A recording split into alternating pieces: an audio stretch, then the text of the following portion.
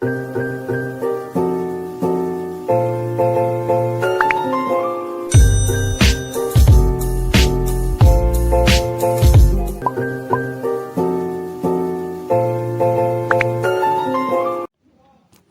pada tumbuhan terdiri atas 5, yaitu akar, batang, daun, dan biji. Akar adalah bagian pokok di samping batang dan daun bagi tumbuhan yang tumbuhnya merupakan kormus. Ada pula jenis-jenis akar, yaitu akar serabut, akar tunggang, akar gantung, akar nafas, dan akar pelekat.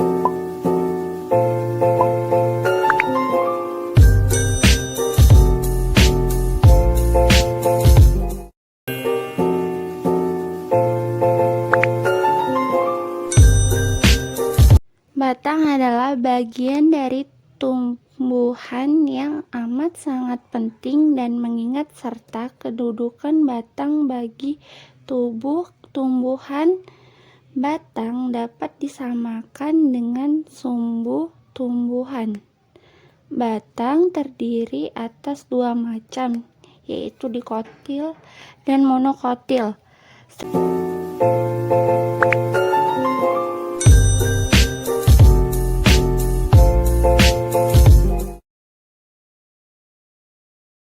Bunga adalah struktur reproduksi seksual pada tumbuhan berbunga atau tumbuhan berbiji tertutup. Ada pula bagian-bagian bunga, yaitu tangkai bunga, dasar bunga, kelopak bunga, mahkota bunga, benang sari, dan putik. Selanjutnya buah. Buah adalah organ pada tumbuhan berbunga yang merupakan perkembangan lanjutan dari bakal buah.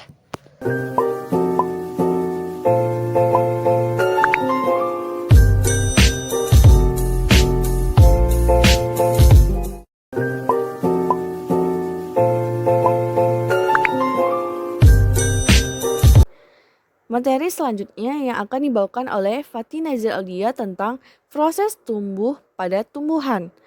Definisi proses tumbuh pada tumbuhan. Pertumbuhan adalah proses pertambahan ukuran, volume, massa tinggi atau panjang yang permanen dan bersifat tidak baik. Jenis-jenis pertumbuhan dibagi menjadi 2, yaitu pertumbuhan primer dan pertumbuhan sekunder. Selanjutnya, yaitu jenis-jenis pertumbuhan dibagi menjadi 2, yaitu pertumbuhan primer.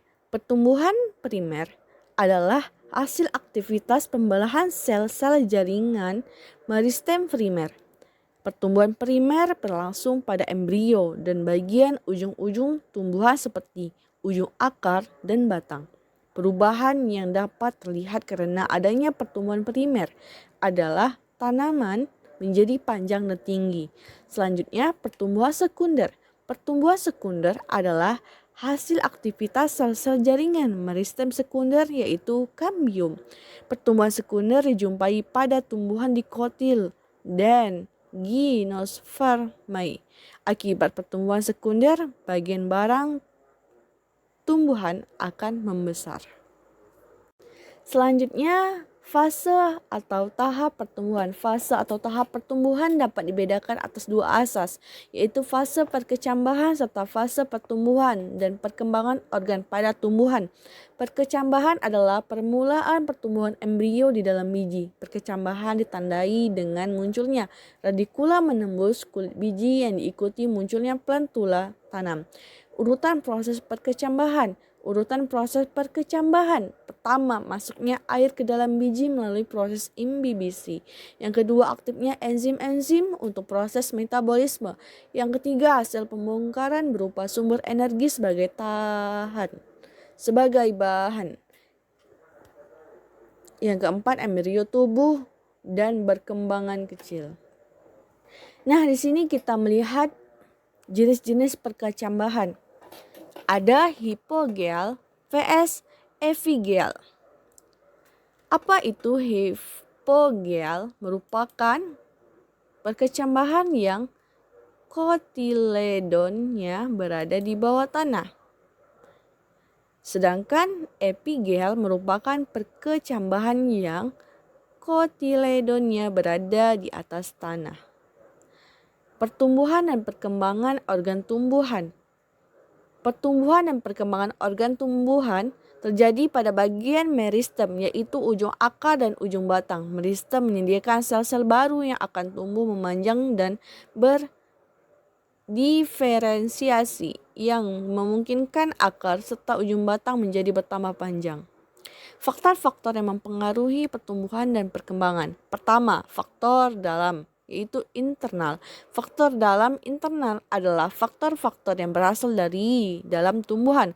Faktor dapat disebut juga dengan faktor intraseluler, gen, dan faktor interseluler, hormon. Yang kedua, faktor luar, eksternal, adalah segala kondisi lingkungan di sekitar tumbuhan. Faktor luar dapat mempengaruhi pertumbuhan dan perkembangan pada tumbuhan antara lain makanan, nutrisi, air, suhu, kelembapan, oksigen, dan cahaya. Gerak pada tumbuhan. Gerak merupakan salah satu ciri adanya aktivitas kehidupan setiap organisme. Gerak tersebut memungkinkan tumbuhan untuk beradaptasi serta menentukan posisi yang tepat dalam menyerap nutrisi dan energi dari lingkungan. Gerak endonom. Gerak endonom adalah gerak pada tumbuhan yang disebabkan pengaruh adanya rangsangan yang berasal dari dalam tumbuhan itu sendiri. Gerak esionom adalah gerak pada tumbuhan yang disebabkan pengaruh adanya rangsangan yang berasal dari lingkungan luar. Klasifikasi gerak esionom. Gerak esionom dibagi menjadi 3 macam, diantaranya gerak tropisme, gerak geotropisme, dan gerak nasti. Proses fotosintesis pada tumbuhan. Pengertian fotosintesis. Fotosintesis merupakan suatu proses pembentukan karbohidrat dari karbon dioksida atau CO2 dan air atau H2O dengan bantuan sinar matahari. Tumbuhan dapat melakukan fotosintesis karena memiliki sel-sel yang mengandung klorofil atau zat hijau daun. Dalam fotosintesis ini, energi cahaya matahari diserap oleh klorofil dan diubah menjadi energi kimia yang disimpan dalam bentuk karbohidrat atau senyawa organik lainnya. Proses fotosintesis pada tumbuhan. Dari reaksi di samping dapat diketahui syarat-syarat agar berlangsung proses fotosintesis, yaitu sebagai berikut. A. Karbon dioksida atau CO2 diambil dari tumbuhan dari udara bebas melalui stomata atau mulut daun. B. Air diambil dari dalam tanah oleh akar dan diangkut ke daun melalui pembuluh kayu atau silem. C. Matahari. D. Klorofil atau zat hijau daun sebagai penerima energi dari cahaya matahari untuk melangsungkan proses fotosintesis. Pada proses fotosintesis yang terjadi di daun yang berwarna hijau karena mengandung klorofil yang dapat menyerap sinar matahari, daun memiliki permukaan atas dan bawah yang dilindungi lapisan epidermis yang mempunyai lapisan yang disebut lapisan lilin. Fungsi dari lapisan lilin yaitu mencegah penguapan air atau transpirasi yang berlebihan. Pada lapisan epidermis tersusun atas sel-sel epidermis. Di antara sel-sel terdapat stomata. Fungsi dari stomata adalah untuk pertukaran CO2 dan O2 dalam proses fotosintesis dan respirasi.